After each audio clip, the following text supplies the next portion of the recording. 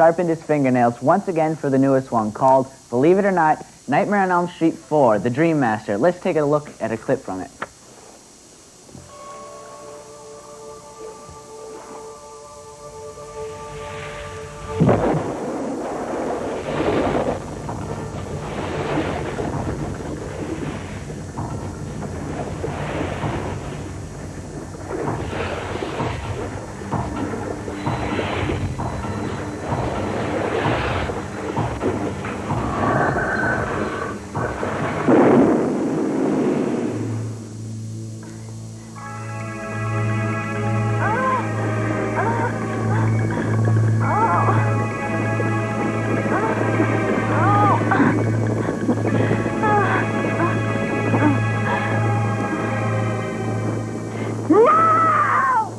Please welcome the man who plays Freddy Krueger, Robert Englund.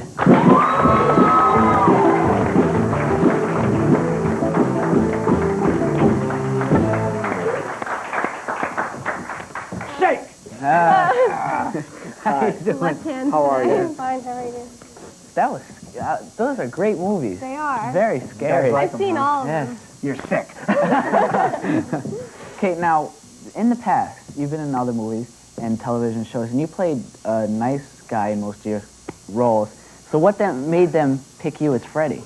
I don't know. It was strange. I was doing the television series V at the time, and I'd become quite popular. It was the first time I'd ever had fan mail and stuff like that. But the character on V was sort of like a human equivalent of E.T.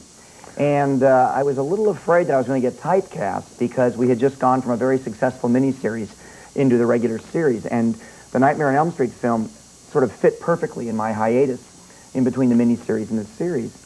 And originally they wanted a very big man to play the part, and he was to be mute. He wouldn't speak at all. And I went in, and I was sort of in my punk rock stage at that time. My hair was a lot blonder, and I penciled circles under my eyes, and I wore all black, and I played a staring game with the director, Wes Craven, as he told the story to me. And I must have done something, right, because I got the part. Congratulations. Stared at him the whole time? Yeah, it was like a staring game. And I was acting. It was like I was really playing that staring game you play if somebody's looking at you funny on the subway or something. You just kind of look at them like, yeah, I dare you, I dare you. And listening very intensely. And I guess that's what worked. Well, were you scared when you first saw yourself as Freddy? Not really, because we had to go through a whole process arriving at the final design for the makeup. The original makeup was designed by David Miller. The Nightmares 2, 3, and 4 have been designed by Kevin Yeager, who did Cocoon, all the effects in Cocoon, among other things. But Nightmare 1 was designed by David Miller, who did the Michael Jackson video Thriller, all the effects in that. And we had to arrive at the look of Freddy. At one time, only half of Freddy's face was destroyed, and the other half was going to be normal.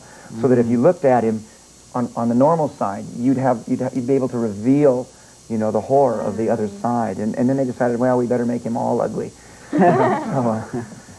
So how long does it take usually to put all that makeup on? Oh, I thought you'd never ask that. That's the question I get all the time. It's a healthy 3 hours. If I'm starting with close-ups, it's a little longer because of the detail around the eyes and the mouth. Oops. The mouth. And on Nightmare 4, I had a couple of sessions that were 7 hours because they buried hydraulic wires and goat bladders underneath the actual appliances of the makeup so that I could, I would swell out and so that my victims would escape me. They had like little arms, little hydraulic armatures with arms in them and radio-controlled wires running down underneath the makeup and underneath my shirt and sweater and down my pants. And like underneath me while I'm acting are about a half a dozen puppeteers with radio-controlled transformers, making all these things work and expand. They blew a balloon up in my ear on one of the takes once. They had a balloon that like made one whole side of my head swell up. Didn't pop, did it? It did. My father was on the set that day visiting. It was like, my son, the Shakespearean actor. There I am, bolted to the scenery, and this thing's going, and it exploded. And I didn't hear for like about 20 minutes. Yeah. So does Freddy have a nice side to him? Nah. Secret nice side? I think it's dangerous to I have a lot of fans now, and the movies are very popular. And it's a temptation sometimes to make him even more well-rounded or beg a little pity from the audience. But I think that's very dangerous. I think it's better to let Freddy operate as the symbol of evil which is what he is. He is not redeeming on any level. Freddy is absolute evil. I mean, he may make you laugh, and you certainly might anticipate his actions with his victims, but no, I don't think on any level we want to think that there's a good side to Freddy. Do you miss playing a nice guy?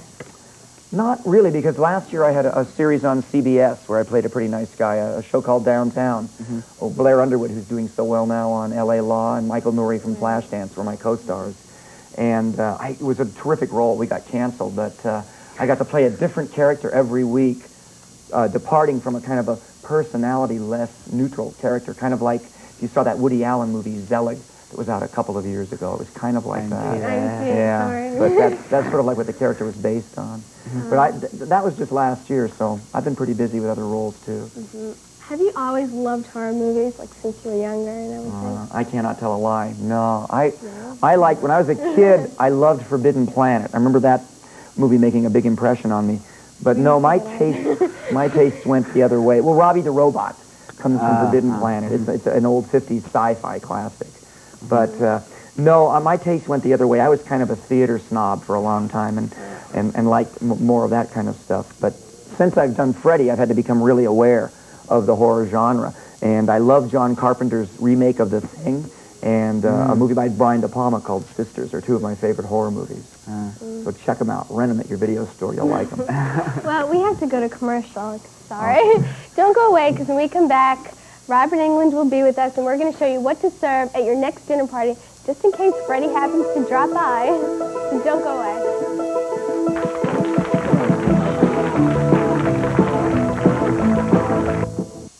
And now back to Don't Just Sit There.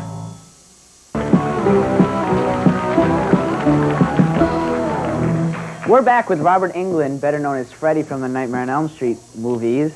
And about dinner parties. What would you do if Freddy was invited to a dinner party?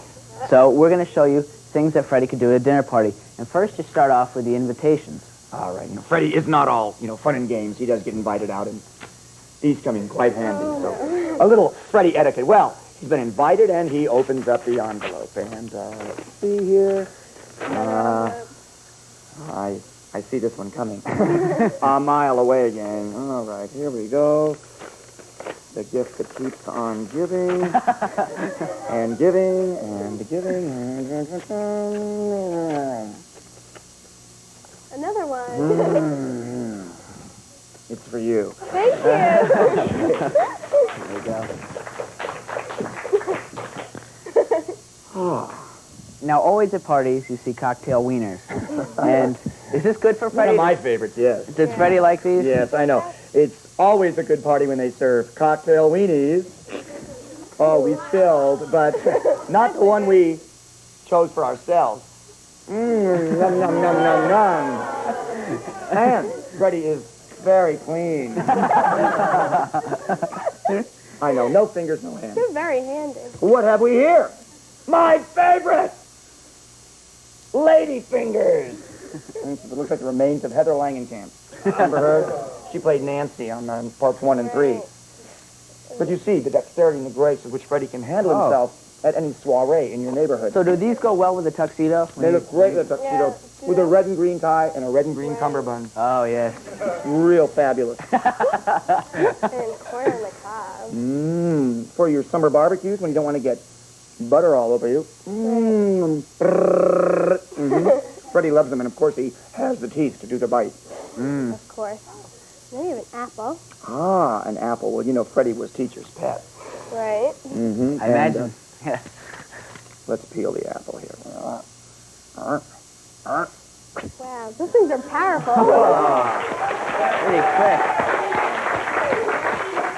Now, is there anything else you can do with these Anything sharp else? things? There's something I love to do. It drives kids nuts.